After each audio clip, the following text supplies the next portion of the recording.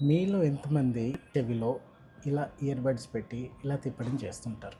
ఇది ఎంత పెద్ద ప్రమాదమో మీకు తెలుసా? నేను చెప్తాను. ఇది ఒక ఇయర్ మోడల్ అండి. వ్యాక్స్ క్లియర్ చేసే క్రమంలో మనము ఇలా ఇయర్ని ఇలా క్లీన్ చేస్తున్నప్పుడు ఇయర్ లోపల ఉన్న స్కిన్ని మనం తరచూ ఇంజూర్ చేస్తుంటాం. అండ్ అంతేకాదండి, కొంచెం ప్రెషర్ ఎక్కువ పెట్టడం జరిగినప్పుడు ఇలా చూస్తున్నారు కదా, ఈ రెడ్ కలర్ది ఏదైతే మీకు కనిపిస్తుందో ఇయర్ డ్రమ్ అంటాము.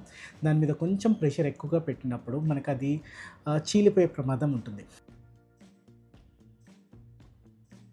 అయితే దీనివల్ల మీకు ఇయర్ డ్రమ్‌లో హోల్ పడే ఛాన్సెస్ చాలా ఎక్కువగా ఉంటాయండి. దానివల్ల మనకి వినికిడి సమస్యలు రావచ్చు. అది టెంపరరీ కావచ్చు, లేదా వినికిడి సమస్యలు పర్మనెంట్ అయ్యే ఛాన్సెస్ కూడా ఉన్నాయి. దాంతో పాటుగా మనకి చాలా విపరీతమైన నొప్పొస్తుందండి. అండ్ అదే కాదు, ఇన్ఫెక్షన్‌తో మనకి చీము రగరడం, ఆ చీము పస్ అనేది మనకి చెవి నుంచి బయటికి కారడం, లేదా చెవి నుంచి ఇలా ఈ రంధ్రం పడింది కదా, ఇలా ఇన్ఫెక్షన్ చెవి లోపల నుంచి బ్రెయిన్ వరకు వెళ్ళే ఛాన్సెస్ కూడా చాలా ఎక్కువగా ఉంటాయి. ఒక చిన్న ఇయర్ బడ్ అనేది మనం కొంచెం నిర్లక్ష్యంగా ఉంటే మనకి బ్రెయిన్ వరకు పాకేంత ఒక ఇన్ఫెక్షన్ లాగా మారే ప్రమాదం ఉంది. సో దీనికి మనం ఏం చేయాలి?